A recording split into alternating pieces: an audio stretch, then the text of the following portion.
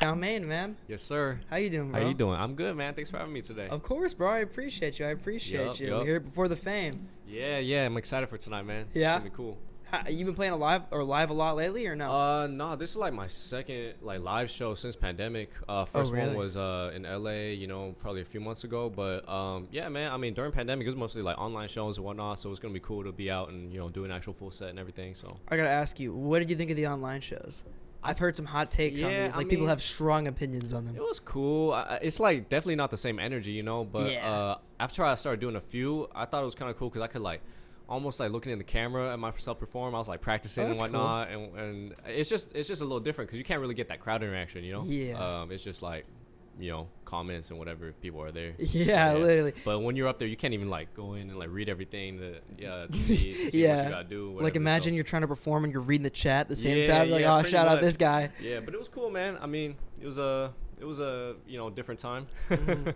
Yeah, I like, I don't know. Like, my whole thought on them was like, obviously they're not the same. Like, obviously they're not gonna be Yeah. the same. But I feel like it was better than nothing. Like, it was cool Yeah. to see people try to pivot. Yeah. And like, as somebody who like throws shows, like, I understand like the amount of work that goes into that Yeah, I shit. And mean, it's like, I think you some gotta people did pivot. it like pretty well. Like I seen Mhm. some like DJs and some other artists that just had like some crazy set design. They're just like the online video performances just look super tight. But what I was doing, I was basically just like plug and play with Yeah. the speaker. Just had the homies like pull up in the background and just just rap my words and whatever. That's kind of fun though. It's like a different Yeah. experience. Yeah. There were a lot, not to say that COVID was a good thing by any margin, but Yeah. there are a lot of like different experiences that I think people had because Definitely. of COVID.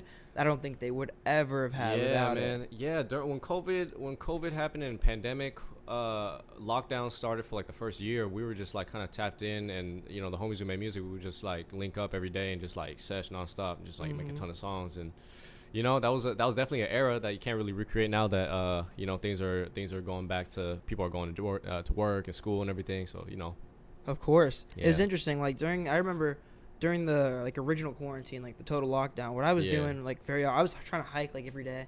That's So like, good. yeah, it was great. But I remember I would always just listen to Rick Rubin's podcast like Oh, while yeah. hiking, and it was interesting. I remember there was one, he was talking to Ben Folds. Okay. And I'll never forget this, I don't think. But he made this point, and he was like, I don't think live music's gonna like come back all at once. He was like, I think live music's gonna come back in phases. Like, it's gonna be like, I remember that. Yeah, I remember when they were starting to ease it in, and Mhm. like festivals, they would have the sections where they would like fence it off and have like seats, like seated like six feet apart and everything. Yeah. And then now it's kind of back to how it was. to be totally honest, like I didn't think it would come back this fast. I'm Yeah, really thankful They it like did. really lifted up like pretty quickly the pandemic stuff compared to like some other countries. They're still like heavy on lockdown and everything. Mhm. So At first, like I remember going to shows after the pandemic. It was scary. Like I remember Yeah. being around all those people and shit like that, and like Yeah, GA yeah. crowds. Like it didn't. I don't know. It took a couple shows for it to feel the same again for me. Yeah, But yeah, now I definitely. think we're at the point where it's like, yeah, now man, I feel a bit I better. remember we were going to like festivals and stuff, like double masked up and everything, Mhm. and just like being super safe. But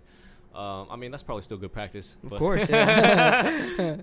No, Yeah. 100%. Is this the first festival you've played, or have you played festivals before? I'm trying. I mean, like a festival of this nature, I think I've done like a few. There used to be this one in San Jose. That's where I first met Dane, actually, called No Mhm. Chill Summer by this dude William. And, I think I've heard of he that. did like yeah. 4 or 5, and I performed at a few of them. They're pretty cool. I don't remember if it was like a several day thing, but he would just like rent out different places. Like one time it was at like somebody's backyard. That's Just cool. hella people pop up, and they had a basement with vendors. Another time it was like a warehouse and whatnot. But it was mostly like a lot of like San Jose artists, and then some people came out from SoCal and everything. But yeah, it was I like this style of festival. I like the Yeah. idea that like a festival doesn't have to be outside with 6 stages. A festival can just be Yeah, one yeah. place, one time. definitely. everybody and just have run like through. multiple things going on. You know, Mhm. it's cool. I went to this festival in LA. What was it called?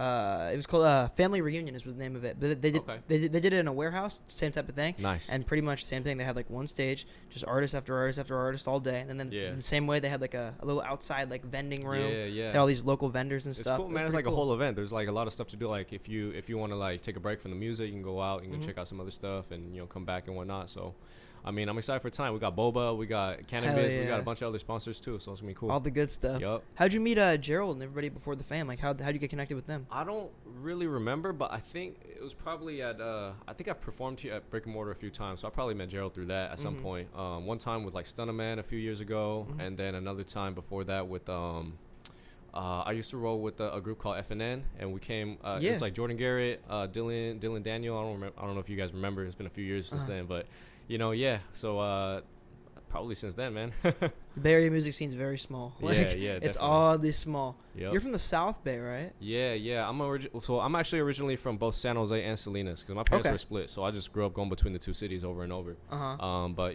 I think like I just definitely resonated with a lot of the culture in South Bay just because like as far as like Asian stuff to do, like it's different from Salinas, which is like a mostly like Mexican and white town. Yeah. And just going there, checking out the food with my family, the markets, and just like the kind of like subculture there. That's like definitely played. Most of my friends are out there. This is a big influence in my life, man. There's a really big like Asian American community in the South Bay, right? Yeah, definitely. It's like the east side, where my family stays, is like mostly Vietnamese, and then like a more Cupertino area, there's a lot of like Chinese, Taiwanese people.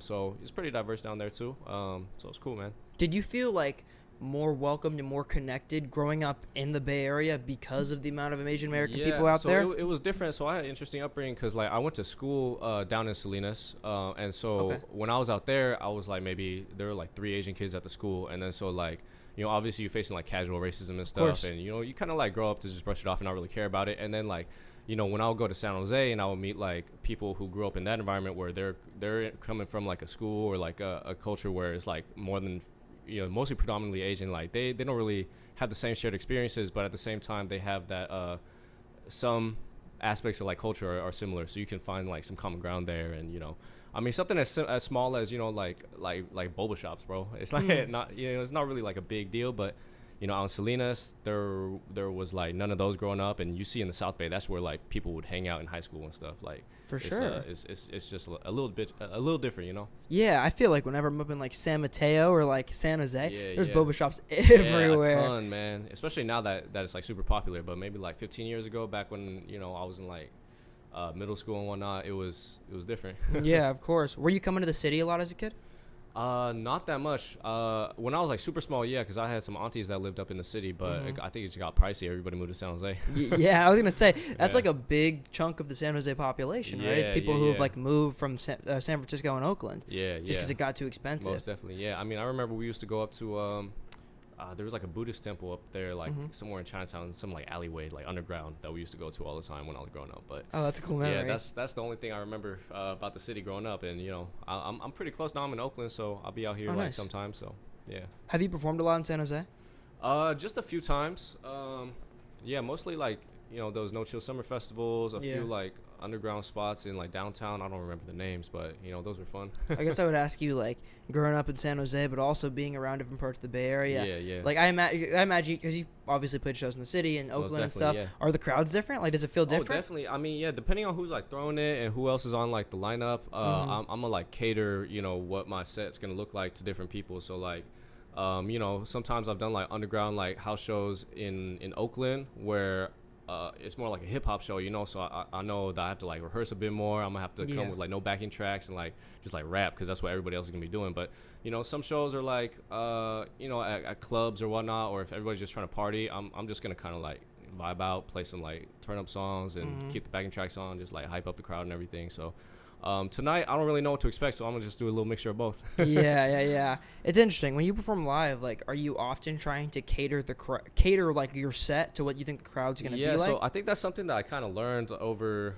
the years of performing. Because before I would just come with like the same set every time, but I would notice like sometimes I would do these songs and I would get like a good reaction from people or like a bunch of people like involved, and then sometimes like people just like super disinterested or they just like tap out. So I just like from like going forward, I try to like make adjustments as we go. And sometimes I'll make like a set list and I'll start it and I'll see like, oh, they're not really feeling the energy. I'm gonna skip this song and I'm gonna go to this other one and whatnot. Yeah. So like on the fly, you'll just pivot. Yeah. Because sometimes like crowds, they don't like slow songs, or sometimes they don't want fast songs. I don't know. It's different. No, that makes total sense. Yeah. It's interesting. Like there's so many little parts of performing that somebody who like doesn't perform, you wouldn't even consider something like that. Yeah, for sure. But it's like all those things are so vital. Like learning to read a crowd, learning to like read the energy and stuff. Yeah. Have you like as you perform more and more live, as you've like grown as an artist, have you like learn to handle like nerves before performing, and then also just like the way in which you like interact with the venue and stuff? Like, has all that kind of stuff gotten easier? I mean, I think I still always get like a little nervous before the show, but when I go up, it's usually fine. Like that goes away in a bit.